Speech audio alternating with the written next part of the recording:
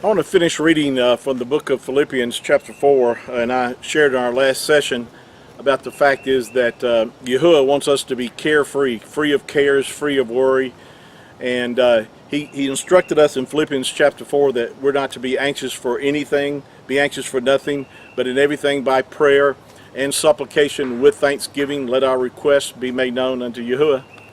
And then he says, the peace of Yahuwah that passes all understanding shall keep your heart and your mind through Yahushua HaMashiach.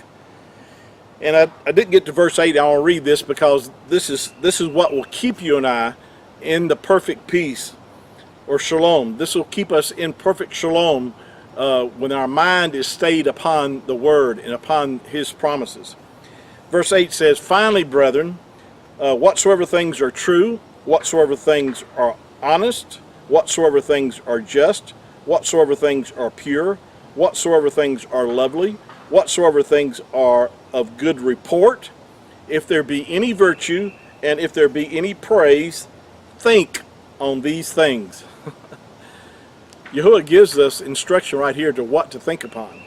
You know, you might say, well, you know, my mind is just so full of worry and concern or whatever, and you know, I understand that. I mean, I have empathy for you, but I can also tell you that you can control what you think. Now, it may take you some discipline on your part because you may, you know, you may not know the scriptures. You may not have spent the time that you need to in the scriptures to renew your mind. You know, Romans chapter 12, verse 1, 2, and 3 talks about, be not conformed to this world, but be transformed by the renewing of our mind, that we might prove what is that good, acceptable, and perfect will of Yahuwah. See, we have to renew our mind to begin to think like Yahuwah thinks. We need to realize and understand the promises that he's made for us and the provisions that he's made for us. And as you begin to think upon those things, what happens is it'll bring that perfect peace or that shalom into your life because you know that you're trusting in him. And you have the confidence that whatever situation that you may be facing, that Yahuwah will turn it around because you're standing upon his word and upon his promises. But it's important to know what you believe. It's important that you have, say, chapter and verse for what you're believing for.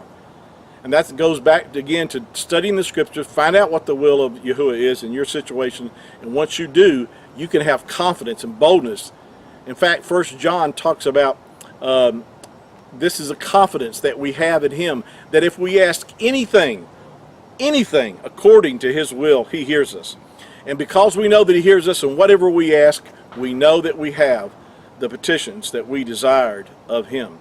What a verse. What a verse. This is the confidence that we have in him. Not in ourselves, but we have in him. That if we ask anything, and that means anything, according to his will. And you might say, well, I just don't know what his will is. Well, you can search the scriptures and find out what his will is for you. Not in every situation, you may not find out certain things, but the majority of what really has pertaining to your life, your spiritual life, your natural life, is covered. Something in here is mentioned about the will of Yahuwah for you. Thank you for joining us this afternoon, and I look forward to our next session. Please share this with others, and I thank you for all your comments and your support, all your prayers for me. Thank you for that. Shalom.